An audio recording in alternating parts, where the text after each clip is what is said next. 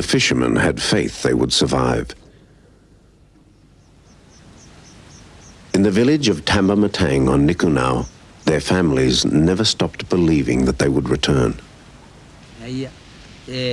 Well, after the boy's disappearance, I felt God is my hope and I trusted in God.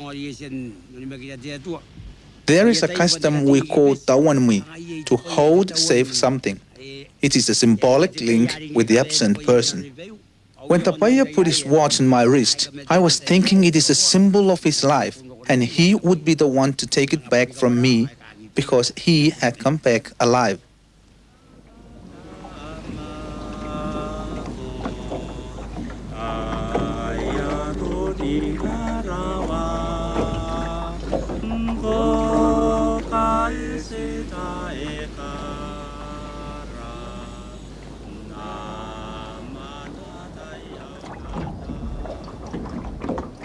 Our friend got sick. He was starving. His feet swelled up. Then his legs.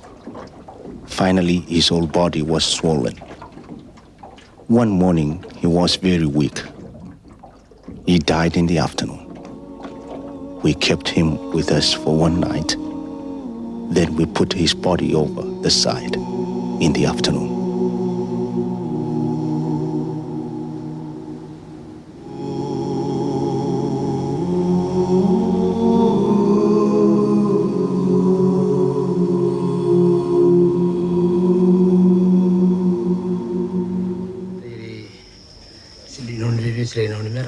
While we were drifting in the ocean, there were times when we felt really sad and hopeless, but we had a strong desire to live. Fortunately, we had the determination to endure all the difficulties of those 7 months.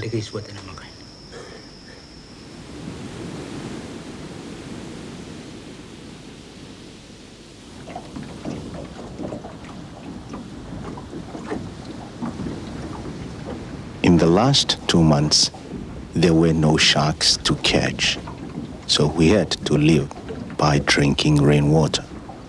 No food.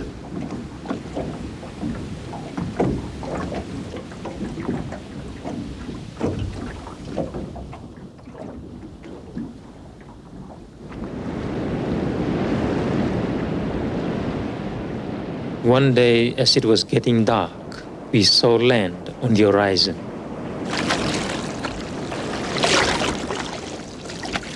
We were very weak by then, but we started paddling straight away with the hat and the stick. It took us 36 hours to reach the reef. Then we got stuck on the reef. A big wave washed us into the lagoon. We knew we were safe. Then we remembered to pray. At last, we reached the beach.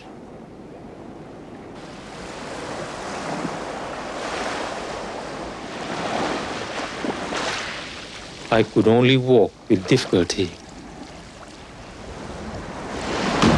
Renta could only crawl.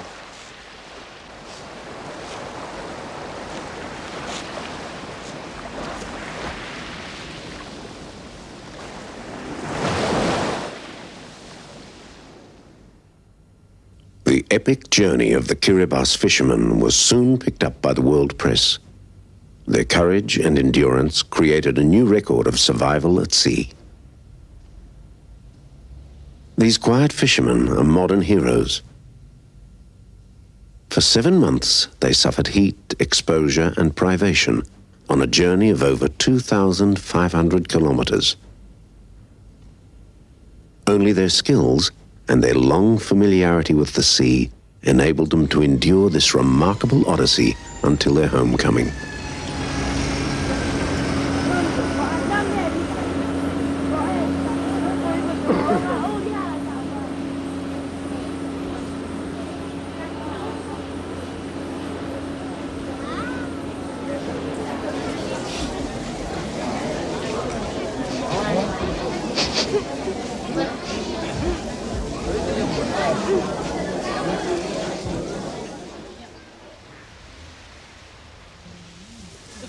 The two Kiribati fishermen and their families who waited are true traditional sea people of the Pacific. The fishermen had the instinct to become a living part of the sea, to accept without resisting the flow, the drift, and the currents of the ocean that would finally bring them home from this longest such journey on record.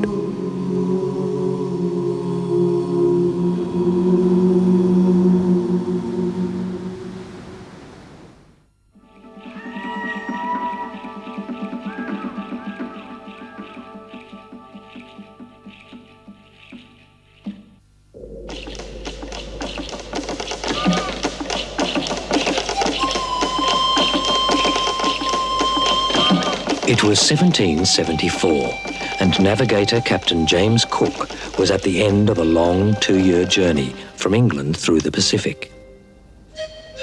He arrived at the New Hebrides, now Vanuatu, and the island of Tanna. On his sailing ship, the Resolution, he would have seen the glow of the volcano Yasur, sacred to the people of Tanna, and was drawn to take anchor. He named his anchorage Port Resolution Bay.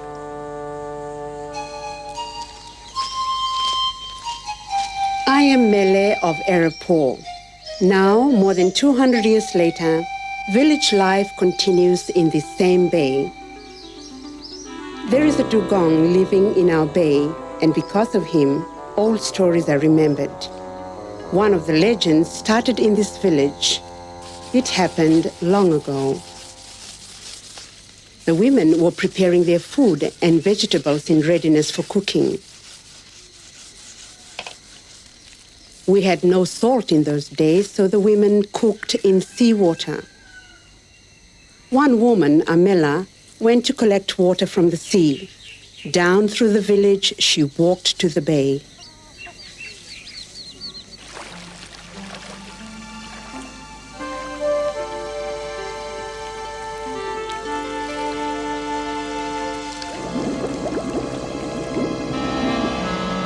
She was startled by a large shadowy shape in the water. A huge fish, she thought. Kasaro, Kasaro, she called to her husband, who was fishing nearby. He came with his spear and was soon poised to kill the creature. Stop, do not kill me, cried the dugong. My name is Kasaro, the same as yours. The fisherman spared the dugong, who then turned to stone. Kasaro placed it under a tree. The stone dugong still sleeps under the tree to this day.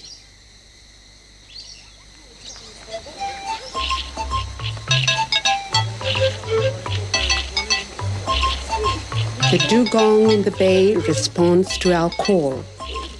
Some say he is the only one in Tanna. I fear for his loneliness as he has no mate, and I know the dugong is still hunted on some of the islands.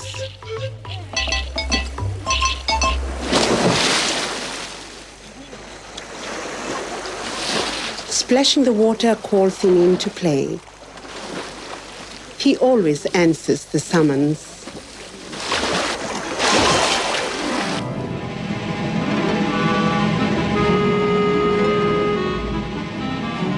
He arrives quickly.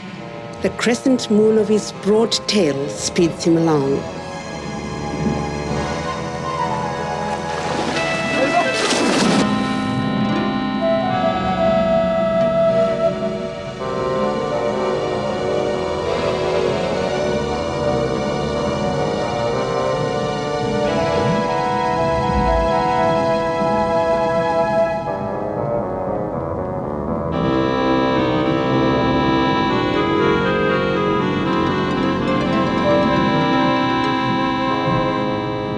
He is sometimes called a sea cow, but he looks more like an elephant.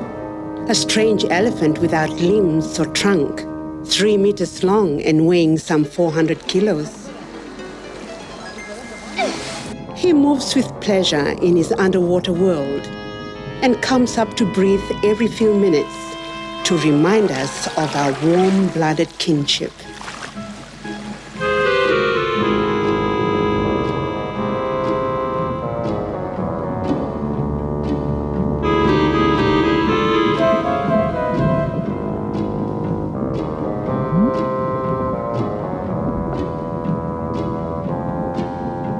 They say the first dugongs followed the canoes into the bay.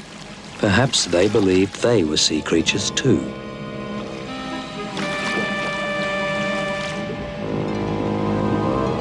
The oldest story of the dugong tells how they were once thought to be mermaids. Legend says that sirens lured sailors to their death, singing and calling them to the hazardous rocks. And the dugong, for a short time at sunset, became partly human, before returning to its undersea world.